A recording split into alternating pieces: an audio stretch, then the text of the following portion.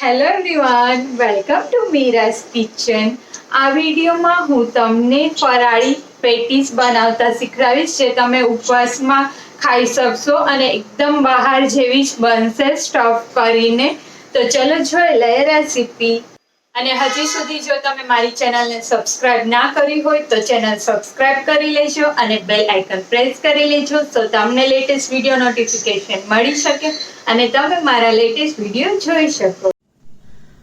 તો પેટીસ બનાવવા માટે અત્યારે મેં બટેકાને બાફી લીધા છે, નિમક એડ કરીને એ લઈ લીધા છે, એની છાલ ઉતારી લીધી છે. હવે આમાં આપણે જોશે એટલો સિંગોડાનો લોટ થોડો એડ કરી દઈશું અને પછી બટેકાને સ્મેશ કરી લેશું. જો તમે નિમક એડ ના કર્યું હોય તો અત્યારે આમાં થોડું નિમક એડ કરી શકો. હવે આને પ્રોપરલી સ્મેશ કરી દઈશું. બટેકાને આપણે પ્રોપરલી સ્મેશ કરી લીધા છે, તો બી થોડા આખા ના રહીએ એ ખાસ ધ્યાન રાખવાનું. મોટી કણી ના રહેવી જોઈએ બટેકાની. હાથેથી આવી રીતના એકદમ સોફ્ટ કરી લેશું. હવે એક બાઉલ લેશું, એમાં આપણે આદુ અને મરચાં એડ કરી દઈશું. પેસ્ટ કરી લીધી છે, ખાંડીને આખું પાકું એ લઈ લેવાની છે. એક બાઉલ જેટલું, મીડિયમ બાઉલ હોય એટલું લીધી છે મેં. અને સિંગદાણાનો ભૂકો લીધો છે, એ હાફ બાઉલ આપણે એડ કરી દઈશું.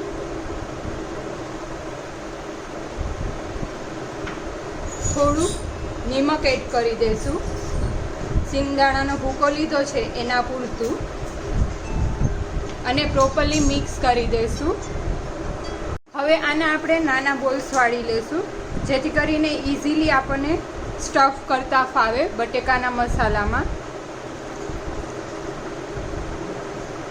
આવી રીતના સર્કલ બનાવી લેશું બધાના, અને પછી બટેકાનો માવો જે છે એની અંદર આ સ્ટફ કરવાના છે. હવે આ બટેકાનો મસાલો છે એને આપણે લઈ લેશું પહેલાં, અને આવી રીતના કરી દેવાનું.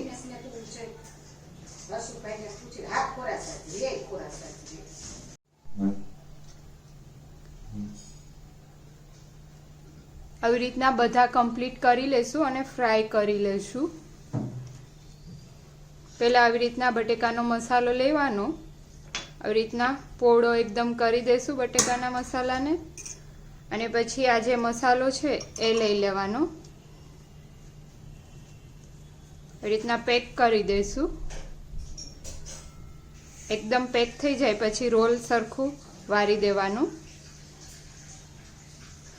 અને હવે સિંગોડાનો લોટ છે એમાં આવી રીતના ફરતી બાજુ કોટ થઈ જાય એ રીતના કરી લેવાનું.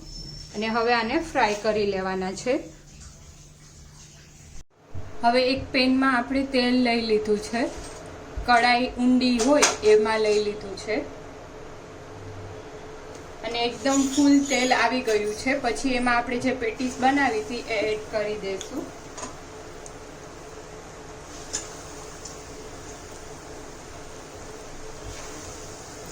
તેલ આપણે ફાસ્ટ જ રાખવાનું છે.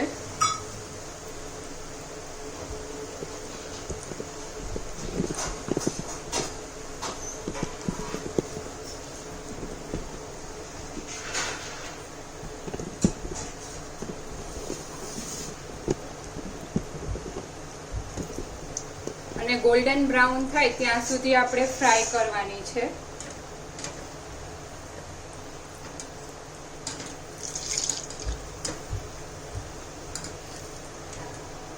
થોડું થોડું ટર્ન કરતા રહેવાનું, જેથી કરીને બધી સાઈડ પરફેક્ટલી કુક થાય.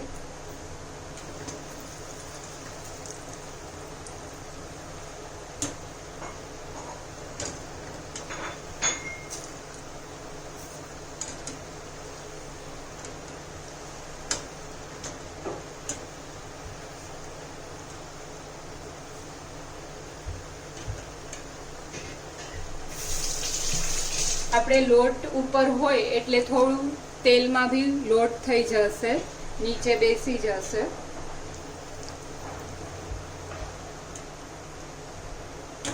ફૂલ ફ્લેમ જ રાખશું, જેવી રીતના આપણે પૂરી બનાવતા હોય એ રીતના જ, કેમ કે ઓલરેડી આપણે બટેકા બાફીને જ યુઝ કર્યા હોય છે એટલા માટે.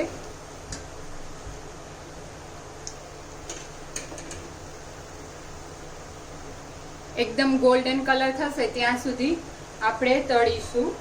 આમાં તમે થોડી નાની સાઈઝની બી પેટીસ કરી શકો, અને જો તમને અંદર સ્ટફ ના કરવું હોય તો તમે બટેકાના મસાલામાં જ બધો મસાલો કરી અને એમ બી બનાવી શકો.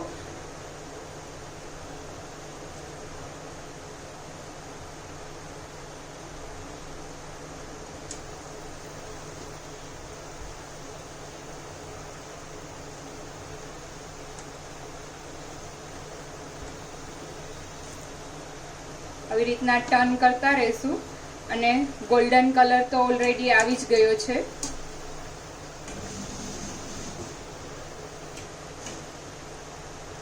પેટીસ હોય તો આપણે ફરાળમાં ખાઈશું તો એકદમ પેટ ફૂલ થઈ જશે, બીજું કાંઈ જરૂર નહીં પડે.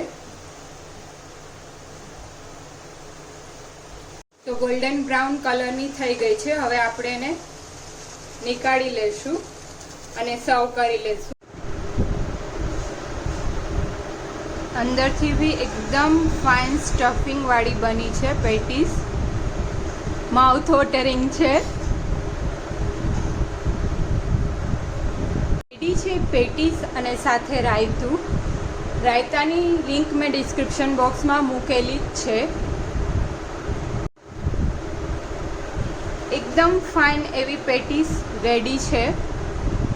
લુકમાં બી બહુ જ ફાઇન લાગી રહી છે અને ટેસ્ટમાં બી બહુ જ ફાઇન બની છે. તો આ રેસીપી ટ્રાય કરજો અને મને કમેન્ટમાં જણાવજો તમને આ રેસીપી કેવી લાગી એ. અને હા, જો તમારે રાયતું ના બનાવવું હોય તો મસાલાવાળું દહીં સાથે બી બહુ જ ફાઇન લાગશે. દહીં અને સાથે ખજૂર આમલીની ચટણી હોય તો બી બહુ જ ફાઇન લાગે છે પેટીસ સાથે. તો મને કમેન્ટ કરી અને જણાવજો તમને આ મારી ફરાળી પેટીસની રેસીપી કેવી લાગી એ. Thank you friends for watching my video.